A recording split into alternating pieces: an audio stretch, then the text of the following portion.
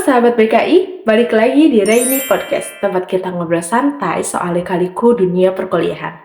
Apa kabar kalian hari ini? Semoga masih punya cadangan energi yang banyak ya buat dengerin cerita aku hari ini. Tapi kali ini kita bakal fokus ke metode dan teknik dasar public speaking. Karena ternyata ngomong di depan orang banyak itu ada caranya loh, nggak cuma berdiri terus ngomong aja. Coba bayangin, kamu lagi presentasi di depan kelas. Materinya sebenarnya kamu mengerti, tapi pas ditunjuk maju, tiba-tiba kamu merasa gugup, suara kamu mengecil, dan pikiran kamu panik. Pernah ngalamin seperti itu? Tenang, banyak orang juga ngerasain hal yang sama kok. Nah, sebenarnya kalau kita tahu metode dan tekniknya, public speaking itu bisa jadi jauh lebih mudah dan bahkan menyenangkan. Jadi, siapin diri kamu ya, let's get start! Sebelum kita mulai bahas materi hari kemarin, ada satu hal dulu yang perlu kalian ketahui. Jadi, di kelas kita itu, sebelum presentasi dimulai, biasanya dosen akan menunjuk sekitar 4 orang mahasiswa untuk maju ke depan dan melakukan praktik public speaking selama kurang lebih 10 menit. Langsung saja kita masuk ke pembahasan yang pertama, yaitu metode dalam public speaking. Dalam public speaking, ada beberapa metode yang bisa digunakan saat berbicara di depan umum. Metode yang pertama adalah metode manuskrip. Metode ini menggunakan naskah yang sudah ditulis lengkap. Jadi, pembicara tinggal membaca atau mengikuti naskah tersebut. Kelebihannya, isi pembicaraan jadi lebih rapi dan kecil kemungkinan ada yang terlupa. Metode ini cocok banget untuk pemula atau untuk acara yang formal. Tapi kekurangannya kadang terasa kaku karena pembicara terlalu fokus pada teks dan kurang berinteraksi dengan audiens. Metode yang kedua adalah metode hafalan atau memoritar. Di metode ini, pembicara menghafal naskah pidato yang sudah disiapkan. Kelebihannya adalah penyampaian bisa lebih lancar dan pembicara bisa melakukan kontak mata dengan audiens. Tapi ada kekurangan juga.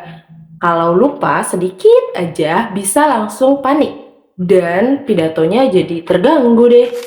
Metode yang ketiga adalah metode spontanitas atau impromptu. Ini adalah metode berbicara tanpa persiapan sebelumnya. Contohnya, ketika tiba-tiba diminta memberikan sambutan atau pendapat. Kelebihannya adalah pembicaraan terasa lebih alami dan spontan, tapi bagi pemula, metode ini cukup menantang karena bisa jadi kehabisan ide saat berbicara. Metode yang keempat adalah metode extemporer. Metode ini menggunakan kerangka atau poin-poin penting saja, bukan naskah lengkap. Metode ini sering dianggap paling efektif karena pembicara tetap punya panduan, tapi masih bisa berbicara dengan lebih bebas dan komunikatif. Pembahasan selanjutnya terkait teknik dalam public speaking. Selain metode, ada juga beberapa teknik penting dalam public speaking. Teknik pertama adalah ice breaking atau pembukaan yang menarik.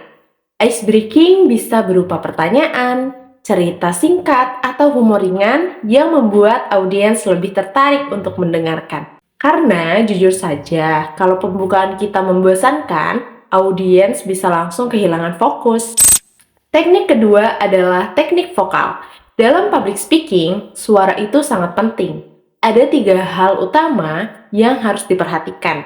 Yang pertama yaitu pernafasan. Pernapasan yang baik membantu suara kita lebih stabil. Yang kedua adalah volume suara. Jangan terlalu pelan dan jangan juga terlalu keras. Masih batas normal. Yang ketiga adalah ekspresi vokal. Artinya, intonasi suara harus bervariasi supaya tidak terdengar monoton. Selain itu, ada beberapa teknik lain yang juga penting. Misalnya, mengenali audiens sebelum berbicara. Karena cara kita berbicara ke mahasiswa tentu berbeda dengan cara berbicara kita ke anak-anak atau bahkan ke profesional.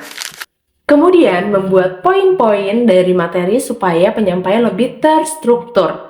Lalu berinteraksi dengan audiens, memperhatikan intonasi suara, dan juga mengatur waktu berbicara agar tidak terlalu lama atau terlalu singkat. Dan juga yang tidak kalah penting adalah membangun rasa percaya diri dan mengatasi rasa gugup saat berbicara di depan umum. Pembahasan selanjutnya yaitu cara meningkatkan kemampuan public speaking. Lalu, bagaimana cara supaya kemampuan public speaking kita bisa meningkat? Yang pertama, tentu saja praktik secara rutin. Semakin sering kita berlatih, semakin terbiasa kita berbicara di depan orang lain. Latihan bisa dilakukan di depan cermin atau bahkan dengan merekam diri sendiri. Yang kedua adalah persiapan yang matang. Memahami topik yang akan dibahas dan menyampaikan kerangka materi sangat membantu kita saat berbicara. Yang ketiga adalah fokus pada audiens. Gunakan bahasa yang jelas dan mudah dipahami supaya pesan yang kita sampaikan benar-benar sampai. Selain itu, gunakan bahasa tubuh yang percaya diri, seperti berdiri tegap dan menggunakan gerakan tangan yang alami. Dan jangan lupa melakukan evaluasi setelah berbicara. Dengan begitu, kita bisa mengetahui apa yang perlu diperbaiki. Bergabung dengan komunitas, public speaking juga bisa membantu meningkatkan pengalaman dan kepercayaan diri. Pembahasan selanjutnya yaitu unsur-unsur dalam public speaking. Dalam public speaking, ada beberapa unsur penting yang saling berkaitan. Yang pertama adalah pembicara, yaitu orang yang menyampaikan pesan. Yang kedua adalah audiens, yaitu pendengar yang menerima pesan tersebut. Yang ketiga adalah pesan, yaitu informasi yang disampaikan. Pesan bisa berupa kata-kata maupun bahasa tubuh. Lalu ada juga medium, yaitu sarana yang digunakan untuk menyampaikan pesan, seperti podium, mikrofon, atau media presentasi. Selain itu ada feedback atau umpan balik dari audiens, misalnya pertanyaan, komentar, atau ekspresi mereka. Dan yang terakhir adalah situasi, yaitu kondisi tempat dan waktu yang juga mempengaruhi cara penyampaian pesan. Jadi teman-teman, public speaking sebenarnya bukan soal bakat. Public speaking adalah keterampilan yang bisa dipelajari dan dilatih. Dengan memahami metode, teknik, dan unsur-unsur public speaking, kita bisa berbicara dengan lebih percaya diri dan menyampaikan pesan dengan lebih efektif. Kalau kamu suka episode ini, jangan lupa share ke teman-teman kamu ya. Sampai bertemu di episode berikutnya. Keep talking and keep inspiring. Ariska pamit, stay confident and see ya. Bye-bye.